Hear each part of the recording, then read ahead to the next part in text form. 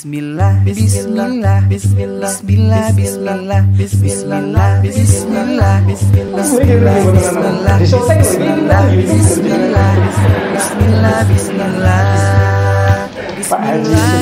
Dan menyebut nama Allah Ar-Rahman yang Maha pada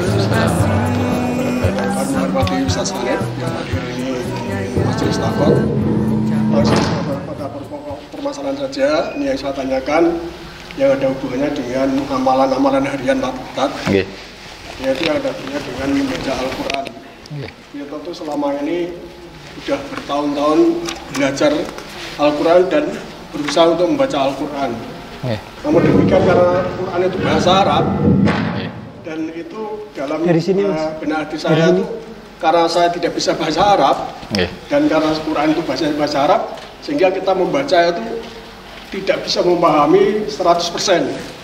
Apalagi 100%, 50% pun tidak bisa memahami. Maka dengan demikian saya tanyakan, terus hukumnya bagaimana dan pahalanya seperti apa? Kalau kita membaca Quran itu maknanya tidak mengerti dan artinya tidak mengerti kalau kita tidak bisa terjemahnya. Ini bagaimana hukumnya? Pahalanya seperti apa? Dan nantinya setelah kita mendapatkan jawaban ini, insya Allah nanti kita akan berupaya semaksimal mungkin dalam mengamalkan Al-Quran. Waalaikumsalam warahmatullahi wabarakatuh. Karena kewo berdiri. Ribetnya Pak, ini. Langsung niki, monggo. Nggih. Jazak. Assalamualaikum Ustaz. Barokah lho iki. Masyaallah. Nggih, mireng mboten Bu? Oh, mireng alhamdulillah. Intine nek maca Quran ora ngerti artine, ora paham maknane iki hukume pripun? Ngoten nggih. Monggo ta. Baik. Masyaallah nggih. Kita ini umat Muhammad sallallahu alaihi wasallam yang diberi keistimewaan karena mukjizat terbesar Rasulullah itu Al-Quran. Mukjizat terbesar Rasulullah sallallahu alaihi wasallam adalah Al-Quran. Nah, di antara keistimewaan yang dimiliki oleh Al-Quran, Al-Quran itu al-muta'abbad bitilawatih. Orang membacanya saja, baca tok, nggak harus ngerti maknanya, nggak harus memahami tafsirnya, baca tok, itu dihitung ibadah. Maka ada syaratnya. Karena itu ibadah, salah satunya membaca dalam kondisi suci dari hadas besar. Pernah kita sampaikan, membaca Al-Quran itu syaratnya suci dari hadas besar. Kalau hadas kecil tidak masalah. Ya, orang terkena hadas kecil boleh membaca Al-Quran, tapi tidak boleh menyentuh Al-Quran. Ya, ini pendapatnya jumhur ulama, yang hadas kecil tidak boleh menyentuh Al-Quran, tapi boleh membaca Al-Quran. Sedangkan yang hadas besar tidak boleh membaca Al-Quran. Junub, haid, nifas, itu tidak boleh baca Quran karena dalam kondisi hadas besar. Nah, kembali kepada tadi, Al-Quran itu dibaca saja sudah berpahala. Dalam satu hadis Rasulullah SAW bersabda, la aqulu alif lam mim harf, walakin alifun harf, walamun harf, wa mimun harf. Saya tidak mengatakan pahala itu dihitung alif lam mim satu huruf, sehingga pahalanya satu. Tetapi hitungannya alif satu, lam satu, mim satu, sehingga orang baca alif lam mim itu mendapat 3 pahala karena ada 3 huruf di situ. Kemudian setiap satu huruf, karena dalam Islam itu al-asyaratu bi asyri al-hasanatu bi asyri amsalihha, setiap kebaikan itu dikalikan 10 pahala ganjarannya. Maka alif lam mim 3 huruf dikalikan 10 berarti berapa Bapak-bapak Ibu-ibu? 30 kebaikan. Itu baca Quran tanpa paham maknanya, pokoknya baca tok, itu bisa dapat seperti itu. Maka jamaah yang dirahmati oleh Allah, tidak ada ruginya orang untuk membaca Al-Quran. Nah, bagaimana bagi yang membaca tapi tidak paham maknanya?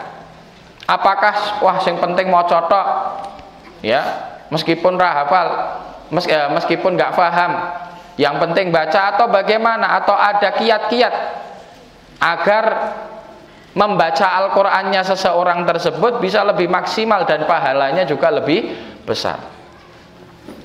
Maka kami sampaikan, selain membaca Al-Quran satu huruf dihitung satu kebaikan dikali 10, kita juga bisa melaksanakan tadabbur. Tadabbur Al-Quran. Tadabbur Al-Quran itu menghayati, merenungi isi Al-Quran, merenungi firman Allah Subhanahu wa ta'ala. Lantas yang ditanyakan lah, wong paham bahasa Arab aja enggak lah, merenunginya gimana Pak Ustadz? Ya, para ulama ngasih solusi. Seminim-minimnya orang itu bertadabbur Al-Quran dan insya Allah mendapatkan pahala tadabbur. Ketika dia membaca Al-Quran harus disertai dengan ta'zim, mengagungkan bahwa yang dibaca itu adalah firman Allah. Itu minim. Maka banyak orang tidak paham makna Al-Quran, tapi pas baca Quran bisa nangis, bisa terharu, bisa terenyuh. Kenapa demikian? Karena pas baca ada satu nilai tadabbur yang dia kerjakan ini, yaitu mengagungkan bahwa yang dibaca itu adalah firman Allah. Yang dibaca itu adalah firman Allah, pesan dari Allah Subhanahu wa ta'ala kepada kita. Nah, ini insya Allah maksimal. Nah, syukur-syukur nanti sedikit demi sedikit, nggak masalah buka terjemahnya Pak. Jenengan baca nggak usah banyak-banyak, ya, baca mungkin satu halaman, tapi kemudian disertai dengan membaca terjemahan makna dari yang jenengan baca sambil direnungi. Ya, itu insya Allah lebih maksimal lagi. Barakallahu fikum. Okay? Jadi nggak usah khawatir, baca Quran tanpa paham maknanya tetap dapat pahala banyak. Okay. Saya tambahkan, ada kisah dari teman itu juga gitu. Ada ketika Ramadan itu menginginkan hatam Al-Quran. Biasa beliau 3 kali hatam. Tapi di Ramadan kemarin beliau meniatkan, aku hatam pisan rapopo ning tak waca saartine. Itu luar biasa. Sebulan hatam sekali tapi dibaca saartine, lebih bermakna ternyata, lebih bermakna. Seperti ayat yang Ustadz katakan tadi, sampaikan tadi, man jaa bil hasanati falahu asyru amsalihha wa man jaa bis sayyiati fala yujza illa mislaha. Niki sapa sing maca Quran pisan niku ganjarane ditilkene ping 10. Lan kula panjenengan sami agi niat tumindak Allah ora bakal ndolimi kula panjenengan sami. Manane ora kecatet nek kula panjenengan sami mboten lakoni. Niki ngertine nek kula panjenengan sami ya maca terjemahane, kecuali santri ustaz ngoten kan rada paham. Tapi nek kula panjenengan sami dibaca artinya lebih bermakna. Bismillah, bismillah, bismillah. Bismillah, bismillah, bismillah, bismillah, bismillah, bismillah, bismillah, bismillah. Bismillah dengan menyebut nama Allah, Ar-Rahman yang Maha Pengasih, Ar-Rahim yang Maha Penyayang. Ucaplah sebagai pintu rahmatnya.